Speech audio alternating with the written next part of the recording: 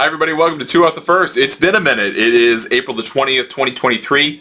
I'm Ryan Ballingy. It's good to have you here. We have a lot to talk about. We haven't done a show on video in a couple of weeks. For those of you who listen to the audio version of this show only, you know why, but if you just watch this on video, you might not. Unfortunately, during the aftermath of the Masters, we had to put down our family dog of 12 and a half years, Dottie, and that caused a lot of tumult and pain in our family, and it was while we were away from home visiting some family, so it made it especially difficult, and then just kind of got away from things for a little while. So we're happy to be back, happy to be making a push toward the PGA Championship. We have the Zurich Classic this week, which got underway. We have a major on the LPGA and the Chevron Championship. We'll touch a little bit on that in the show. This will be a little bit more of a roundup than the good old-fashioned Two Off the First, where there's two stories and two topics to talk about, because there is a lot going on today, and kind of want to bring some of it to your attention or talk about it because we haven't talked about it together yet. I want to start with Tiger Woods undergoing ankle surgery. You may have heard about this yesterday. Hopefully you did. He posted it on social media, even though it was a statement not directly from him, but from someone in his team. Said earlier today Tiger underwent a subtalar fusion procedure to address his post-traumatic arthritis from his previous talus fracture.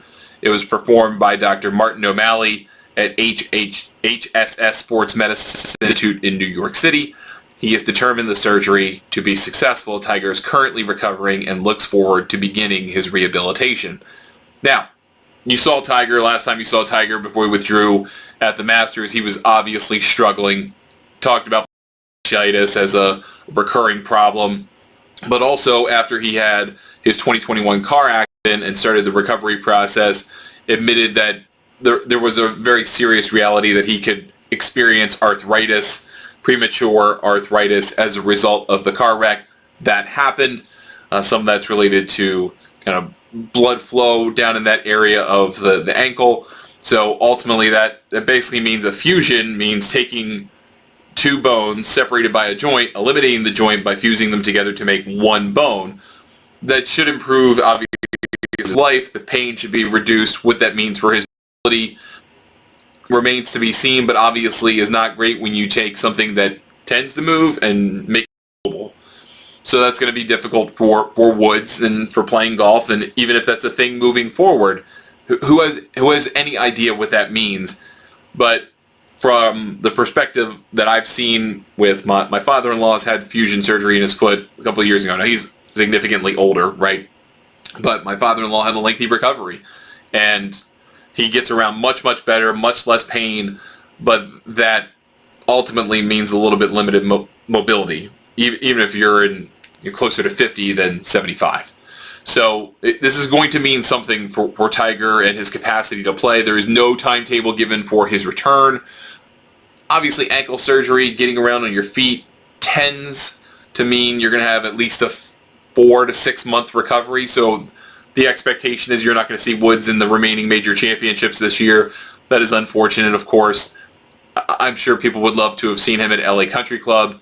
I didn't think he was going to play the PGA Championship anyway, given that it could be potentially in colder weather, because Rochester, New York and Oak Hill is not exactly a guarantee of warm weather in May, but also that whatever plantar fasciitis was going on then and the amount of work it just took to be able to make the cut and get his body ready to do that at the Masters was going to turn him away from playing the PGA Championship.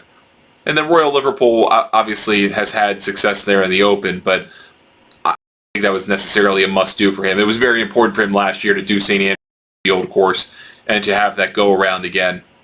So he did that at least, even though he didn't make the cut there. We'll see what this means going forward. Obviously, this isn't great. Woods is a 47-year-old man. I mean, it's just reality that a guy who's had this many surgeries, who's broken down his body that much, who's been in a massive car accident, that frankly probably should have left him with one leg instead of the two he has. This kind of stuff was going to happen, and is admitted as much in the recovery process. So unfortunate situation, of course.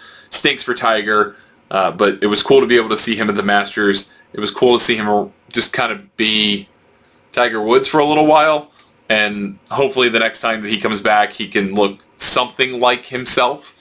The expectation for that has to be kind of small, I suppose, but I I obviously wish him the best and hope it goes well, but I don't know what to take from it other than it stinks that he's going to be on the shelf for an even more extended period, and that likely when he comes back, he is going to be even further diminished as a competitive golfer. A couple of things around LIV I wanted to get into. We talked about Patrick Cantlay being slow on the last show that we did. That was voice only, so if you want to listen to talking about slow play, we'll talk about that in another episode, probably another time. Next time Patrick Cantlay is slow, probably sometime this weekend. But I do want to talk about a couple of LIV topics, the couple of things that came out of the Adelaide, Australia pre-tournament press conferences for the LIV event there this week, which should draw pretty sizable crowd. It sounds like there's going to be something like 1,000 people there over 3 days. Australia does offer a tremendous amount of support for Greg Norman in particular. They obviously like Cam Smith, but the reaction that I've seen online, and obviously this is anecdotal and very small, but the reaction that I've seen to Norman and the LIV concept is a fierce defense of Norman and his ideas and this notion of LIV as a business, as a people of professional golf, because he's Australian, and from a lot of Australians have bought into that. So I would expect a good amount of support this week for him. And the TV ratings here are going to be terrible on, way different time slide, time delay, all that stuff. Knowing that all going into it, it's nothing to easily make fun of. We knew that the ones that aren't in the United States are going to have particularly bad ratings. We knew that from last time, last season when they did these invitational series events. Even though they streamed them on YouTube to anybody in the world, the numbers were especially bad when the American audience wasn't there to watch it at a convenient time. So keep that in mind. We'll come back to some comments from there in a few minutes. But some interesting thoughts from Zach Johnson, who is the U.S. Ryder Cup captain for Marco Simone. We're going to go there this year and cover the Ryder Cup. It's going to be the first time I've ever covered a Ryder Cup outside of the United States. Cannot wait to do that. We'll be in Italy for that. And we're going to cover the Solheim Cup the week before, because it's a rare occasion where the Solheim Cup and the Ryder Cup are in the same year, because the Solheim Cup is changing years to get off of that calendar, so they don't play it around the same time. That means this one weird year, there's going to be a Solheim Cup, and a week later, there's going to be a Ryder Cup, which is really exciting. So we're going to go cover both.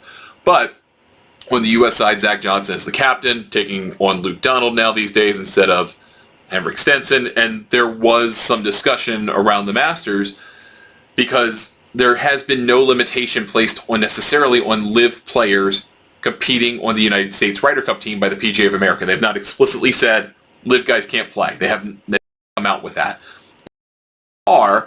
They have kind of put statements about eligibility for the Ryder Cup points list and things like that. And obviously the majors and the Masters is being one of them, offers huge amounts of points, double points for the players competing in them to earn points toward the Ryder Cup team. So Brooks Koepka earned a boatload of Ryder Cup points. So did Phil Mickelson. So did Patrick Reed. And all of a sudden went from basically having no Ryder Cup points to a substantial margin. Now, they're not in the team at this point by any stretch of the imagination, but they are churning points and are obtaining points, and if they obtain more, there is at least a possibility that they could play their way either onto the team directly with points if they do great in the majors, or that they could be considered for captain's picks. So Zach Johnson was asked about this ahead of the Zurich Classic. Steve Stricker about LIV players being able to play and what that all looks like. And he said, quote, "No decisions have been made. There's still a lot of time left in that regard and so many fluid factors involved. As far as personally making decisions, no." So there hasn't been a clear edict from the PGA of America, hey, you cannot play. And the same thing is actually true on the European side, even though the DP World Tour won its arbitration case against the players who appealed punitive, a penalty suspension for wanting to play in LIV events and playing in LIV events to try to get into the Scottish Open. Even though they have that victory in hand, they have not done what they're going to do with LIV players. They have not permanently suspended them. They've not revoked their membership or anything like that. That I don't think that decision has been clearly made yet. So we really don't know that either, but Keith Pelley said earlier in the month that, quote, "it will be more difficult for players to qualify for the team because of additional sanctions that could come down from the DP World Tour. Whatever that looks like. We don't know what that looks like yet, but that could happen. So both teams are in the position this time around of having 6 automatic qualifiers and 6 captain's picks. So a little bit different on the European side and the American side in terms of points, just a little bit. But for Zach Johnson, he have a realistic set of decisions to make. But if you think about the guys who made the last Ryder Cup team, and think about the ones that are playing well right now, and think about the players who are on the President's Cup team, right? Think about the turnover from then, and there's not going to be a whole lot of it, to be honest. I mean, I think you could take a lot of what you already had from the American President's Cup team that was successful at Quail Hollow and take a lot of those players moving forward for the round. So you would automatically take Scotty Scheffler. You would take Patrick Cantlay. You would take Xander Schauffele. You would take Max Homa. That's 4 guys. You would take Jordan Spieth. That's 5 guys. And this is just based on world ranking. This isn't based on the current points list. But you would take those guys over any LIV player right now. You would take Burns. Depending on what happens with Will Zalatoris in his back, don't know. We'll see what happens there. I think you would take Colin Morikawa over any LIV player. I think you would take Justin Thomas, and I'm pretty sure you would take Tony Finau, and you might take Cameron Young. So you've got 5, 9, 10 Americans right there. Now you're down to 2. Who are the other 2 maybe you take? Well, now you start to get into an interesting conversation.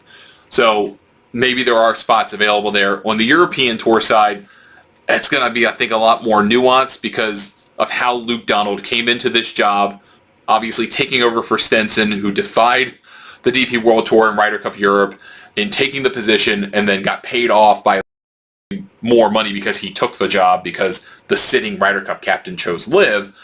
And they're going to probably have to think very defensively about how they pick players for the team beyond the ones that qualify because things are different. So if you're looking at that side of things and thinking about the European-born players who are going to compete, obviously you have Jon Rahm, you have Rory McIlroy, you have Matt, you have Victor Hovland. There's your top 4 right there, and that's probably the future of this team moving forward. Tyrrell Hatton, you have to have him. Shane Lowry, Tommy Fleetwood.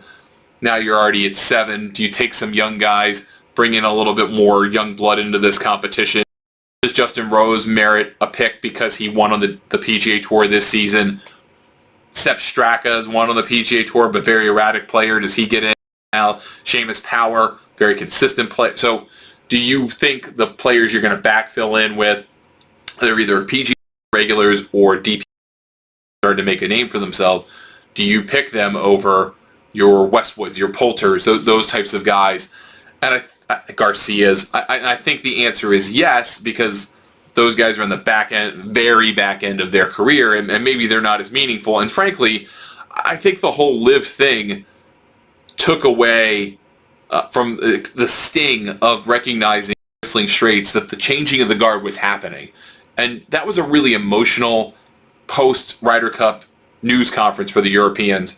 There was a lot of crying and kind of emotional look back on 20, 25 years, depending on the player, of Ryder Cups and what it might mean, and this might be the last one, and all those things. And then LIV came along and kind of took care of the conversation for them, because the DP World Tour is effectively saying, you go to LIV, you're out of here. You can't do this anymore. And you're never going to be a captain. You're not going to do this. You're not going to do that. And then all of a sudden, there wasn't a conversation about, well, wait, those guys maybe are not good enough anymore. Maybe they need to be replaced because of quality of play, or they've just been surpassed as players, or they've aged out, or whatever it is. Well, I think you need to go back to that conversation. And I think that's probably something Luke Donald is considering. How much young blood do you want to get in this? And how badly do you want to deal with any aftermath that might come from picking LIV players? So my guess is you're going to take a lot of PGA Tour guys, and you're going to take between 3 and 6, depending on how you wanted to operate it, that are DP World Tour regulars, and put them out there and let them sink or swim and see what happens. And I think that's the right move, because I think the Ryder Cup has to move forward as an event. And the only way it's going to move forward is if you introduce the... That happened for the United States. You introduce this next generation of players that came up, and all of a sudden they are world beaters, bringing in guys like Scheffler, guys like Homa that can't like getting involved. They have become players who they've figured out how to win the President's Cup, then they figure out how to win the Ryder Cup, and I think they're in a really good position here as a team, franchise, whatever you call it, moving forward. So I think that has to happen for Europe too. Europe did it once, U.S. did it, Europe's going to do it, then U.S. is going to do it. It's probably not all going to time out very perfectly over the years, and I think that makes a whole heck of a lot of sense to me. So that's how I see it. That's how I think about it. I don't think having LIV as part of it's particularly helpful or meaningful or anything like that. I think it's almost better to just say that that's good enough and we're done. So we'll see what happens there. Now, the other LIV thing I wanted to talk about was Greg Norman.